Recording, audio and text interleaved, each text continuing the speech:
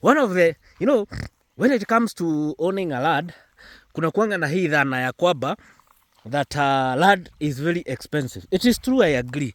Land is not that cheap because you see, it's an asset. In an asset, that means you buy this land today here, and in the next like 2 or 3 years, this land will have multiplied probably times 2. So if you buy it like, let's say like 900 or like 1 million, in the next like 2 or 3 years, this land you're going to sell it at 1.5 or 1.6. That is almost 70 to 80% return on investment in a period of like 2 to 3 years. Now, people when it comes to buying land, they always fear.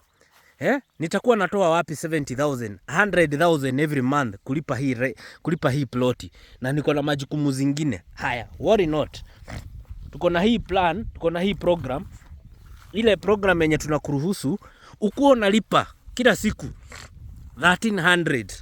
So unapata hii shamba hapa na just 1300 a day. Tuko pamoja. So hii shamba tumesema iko located Kitengela KAG area 3 kilometers from the highway. So unakuja, tunaenda site, unachukua ploti, unaekelea ka small deposit, hata hatuiti kama ni payment, ka small deposit ka 52, kisha ekelea ka 50k tu, hiyo ingine utakuwa unalipa kila siku 1500. Sawa sawa, number on bio.